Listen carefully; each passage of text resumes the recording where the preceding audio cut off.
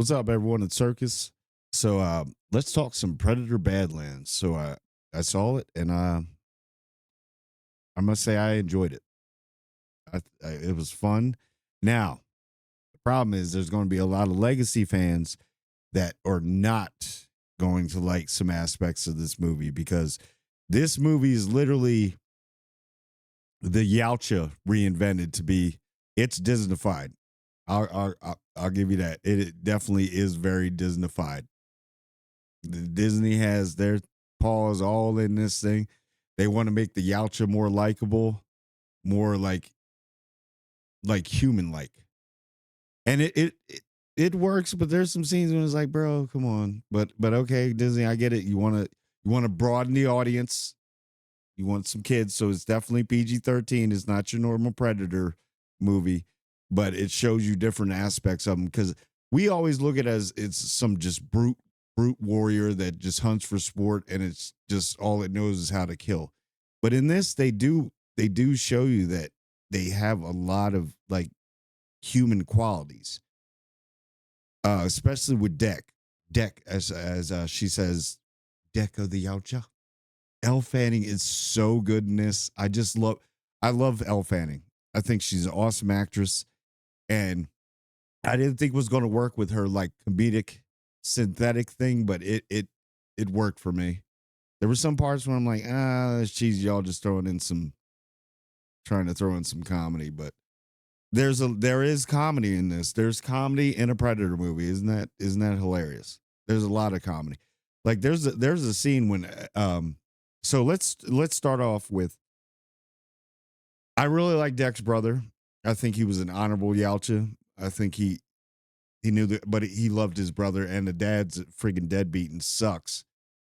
He doesn't get dad of the year, but that's part of the Yautja culture. They're hardened, they're strong, they're strong. Iron sharpens iron. They're one of those like tough love because we hunt for sport and everything out there can kill us, and we have to be able to kill it. I get it, right? So that But anyway, so basically he's just like he's telling his brother he wants to go on the hunt. And I like the communication. We finally got some communication in their language to each other, which I really like because we all think they're just these brute things. But no, they're super intelligent. They do have families, they do have clans, they do have culture. And they do show that in this. So he's basically saying, I need to go on a hunt so I can get blood in. He's like, whatever. And then his brother's like, whatever. So they do their little like battle, you know what I mean? Just basically testing each other out. Comes back and you can tell he has a love for his brother. Then the dad comes in and dad's like, whatever, get rid of this runt. I'm so tired of him, whatever. He wants to go do this. He wants to, whatever, just kill him. So he orders basically his Deck's brother to kill him. Right.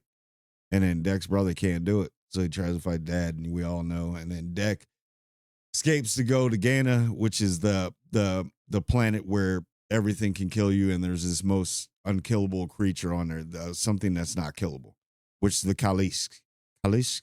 Okay.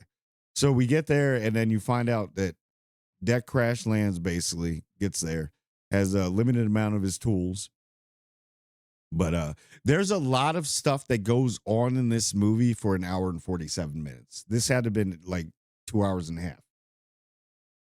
I get it's everything's crammed in. That's one problem I had with this. There's a lot of cramming in and it's nonstop action. And there's parts where we needed a little bit more explanation, like Tessa and Thea were there. They're the synthetics from Wellington that are there to basically try and capture the Kalis, Kalis, whatever. So he runs into her after their failed attempt. Wellington, all the synths and everything. So they're just sending synths out, no humans. So and then she explains and everything. She's like, I can help you. And he's like, whatever. It kind of throws. And then the bond and the friendship starts from there, which I did like. I, it's kind of, they Disneyfied it. You got your new aliens, Guardians of the Galaxy, I guess, because you got Bud, right? So Bud is the baby of a Khalees. They don't know that, but he comes into the picture and basically Khalees can regenerate. Like you can cut the head off of it, it will regenerate. But it does have a weakness because Tessa, which is Thea's, well, the other synthetic, which she calls like her sister, because he even explains, he's like, oh, like a sister. And she's like, oh, like a sister. See, the Youches know family. They're not stupid. They know, like they're pretty, they're smart. They're smarter than us, obviously, because they hunt us like no problem. But so we got all that. When they go on their little adventures, he's going through on the hunt. He's it's he fights all types of things, like creatures that you would never even believe. And it's like I'm looking at Deck and I'm like, how is this dude an outcast? He's stronger than like all of his clan. Like this dude is dope. He is the most athletic predator I've ever seen in my life. So we got that. We go through that, and then there's just so much because it's nonstop fighting, and then a little bit. But I will say the MVP of this movie is Elle Fanning's legs because she's split in half. You can tell by the poster and everything. She fought the Callis. Her sister goes back to get repaired, and then she gets orders to come back, and then so she's trying to get her plan is to get her legs. So Bud and Bud's a little Bud is awesome too. I love him, but Bud's gonna get big. So the MVP is her legs. Literally, she's cut in half. She's trying to find her legs, and there's a scene that's pretty funny. She's finally putting herself back together, and she's like, "Deck, we need to just dip. You know, it's unkillable. They're gonna come kill you. We should just dip and go somewhere." And he's like, "Nah, I'm gonna finish my mission. I got to bring this back, whatever." So she's repairing herself, and she's talking to him, and then he goes off on a fight and everything, and then to kind of protect her, and then they crash back into the lab where she's repairing herself, and they rip her legs off again, and she's like, "Oh, come on." I like how they made Elle Fanning synthetic more like more human. Like you could tell she had some feelings stuff, which was weird. It was crazy, especially for Deck of the Yautja, as she would call him. But so she gets her legs ripped off, right? So then it there's a lot of stuff, man. It's a lot of chaos. So you're jumping back from Yautja Prime, which I'm still pissed off. Can we see full Yautja Prime? Stop showing us the outskirts, the barren wasteland of Yautja Prime, because they do have cities and stuff like that. But you got to see that. You got to see Genna. And then there's another planet do we go on? Where Tess is at, her sister, which is I don't know. Although the loader that they use in this movie, so you remember the loader from Aliens, uh, when she's like, stay away from her, you bitch. That loader. Yeah, this one was like Warhammer loader. That thing was like, why don't you use that for warfare? That loads boxes. Oh my gosh. But anyway, that really doesn't matter because they find out that Bud, the baby Khalees, is the daughter. Is Bud's a girl, right? Yeah, I think Bud's a girl. I don't know. It's the child of well, so they got to go back and get the Khalees, which he was hunting before, the unkillable creature, right? So they get her, they kind of rescue the mother, and then the mother, they have a moment and everything, and then the mother eats Tessa out of the loader, which is a pretty badass scene, which is Elle Fanning's other sister. But she found a way where she could freeze. I think it's one of the Predator's weapons that can freeze. So she froze it from the inside out and killed the mother. So Bud was kind of devastated. Now the only family that he has left really is Deck and Thea, which is Thea. And I like their communication. I like when he fell asleep on her when she was talking too much. She just kept talking and talking and talking. He just fell asleep on the tree and was snoring. I was like, that's all. That's a pretty good take, man. That's it. It's a different way of looking at the Predator. Now you're looking at the Predator like, dude, I would hang out with this dude on Friday the whole weekend. We watch football games. Deck is my dude. So you got that right, and then so they accomplished that, and so he's like, nah, I got to bring something back because I gotta get blooded because I went on this hunt. So he goes back and his bum ass dad sitting there like, oh, you coming to kill me? You coming to avenge your brother or whatever? Like, what a dick, dude. All right, so he's like, no, I just want my cloak. And he throws the synth head down. His dad's looking at it like, what's this? He's like, I brought back a prize. I hunted.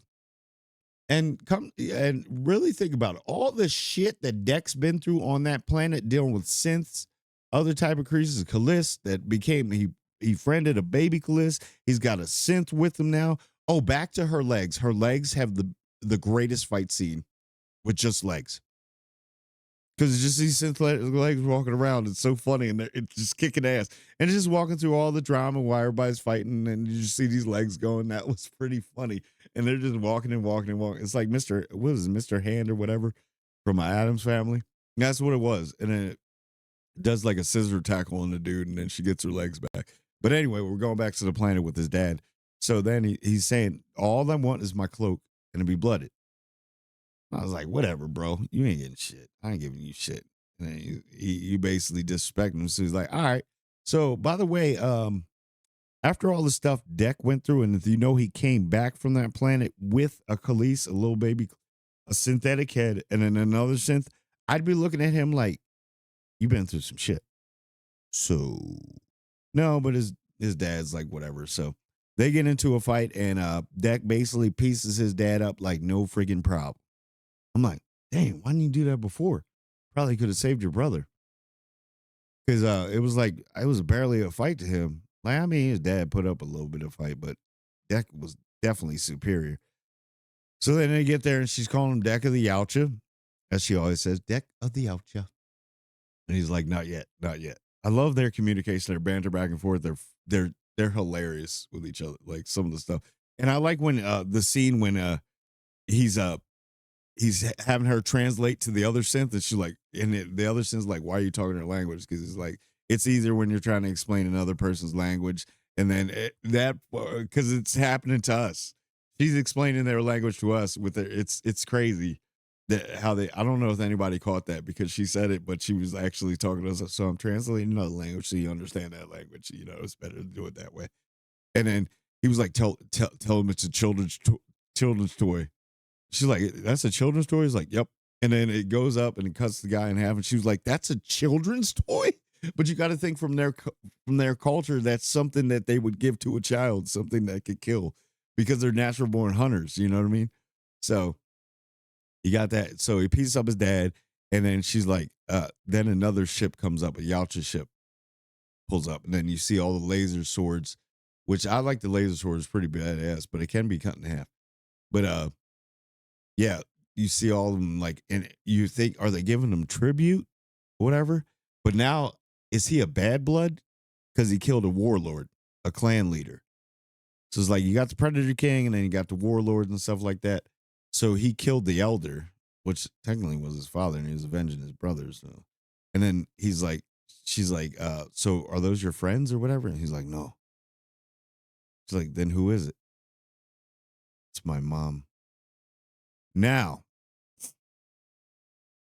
to most people that don't know the Yautja culture, female predators are just as badass as the men. They are on equal footing. Equal footing. So if his mom's coming, it may turn out different. She may like, but he looked kind of like, mom. But we'll see. I think they're going to go a lot with this. Now, I'm going to compare this to Alien Romulus. Alien Romulus had better pacing. This was a more fun movie. So there is a lot of hope for this universe, and I see where they're going. I get it. Why they had to Disneyfy it. I get it. I understand that. Why they had to Disneyfy it. Because they want to broaden the audience. And Elle Fanning is amazing. She's so good. And even the guy that plays the Yautja, even though he does his movements and everything, and I know some of the faces, they did a lot of practical with stuff, but then you can tell some of it was obviously CGI. But other than that, like their friendship and Bud, can't forget Bud. So they're a family now. Sometimes they have to do this stuff to get a bigger audience, and a lot of legacy people probably will not like this movie. but I understand what they're doing and why they're doing it. But hopefully we may get Naru to come back because she's if you watch Predator Killers, she's frozen on ice with Dutch and what's his name? Danny Glover's character. Cregan? I'm not Cregan Stark. Kerrigan. Yeah. They're all on ice, so we'll see. I would like to see Nauru with them. I think that would be funny because obviously Elle Fanning the synth can translate a bunch of languages, so then they can all talk. I don't know, man. There's so much you can do with it. I did enjoy the movie. The special effects were great. Um, I oh man, I forgot about when he started using natural elements. So instead of his blaster cannon, which Thea got for how did she even get his blaster cannon? Oh, off the ship. That crap. That's whatever.